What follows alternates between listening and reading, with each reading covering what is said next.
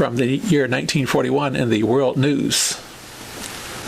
This game of Duckpins as it is played in Tenpin territory. Question: when is the game of Duckpins no fun even to a dyed-in-the-wool duckpin bowler? Answer: when he's in Tenpin territory, where nobody bowls duckpins and he can't even get the alley boy to cooperate. The above question and answer probably could be demonstrated in a number of northern cities, save in the New England states, where ducks are extremely popular. A few weeks ago, I met a friend in a Pennsylvania town who invited me to join him in bowling.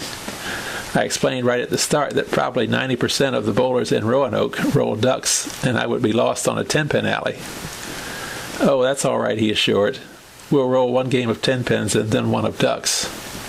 They've got some of the smaller pins at the alleys, only they don't have to get them out very often." We set out with happy anticipation of a friendly game and informed the operator when we arrived that we wanted to switch to the duck pins after one game. He said it would be all right. My friend loaned me a pair of bowling shoes, but failed to tell me they were for a left-handed bowler. My spill when I tried to slide on the first test with the 16-pound ball must have been very amusing to everybody else. He got me another pair of shoes and we proceeded, my friend chalking up a neat 201 to my 137. Then came the ducks. The alley boy, they used white pin setters, took a trip, probably to the attic, and finally returned with some little dirty pins. Only they were rubber ducks with big rubber bands around the center. The alley boy seemed to be humiliated right at the start. Perhaps it's a disgrace in that country to have to stoop to setting duck pins.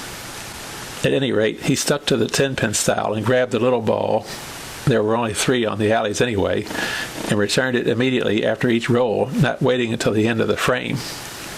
The fun came after the second ball. He started to set up the pins and refused to take them off for the third ball. We insisted, and this made him very unhappy. He stormed up to the man at the cash register and said he was quitting. The man sent him back. Then the boy returned to continue his argument that 2 balls were all the bowlers got. He lost that argument. He returned to the pit, but continued to set the pins angrily and kept forgetting to wait for the third ball. Once or twice he nearly got hit. My friend got the range after a few frames and got some marks, rolling about a 97 to my 118. A few days later, my friend showed up.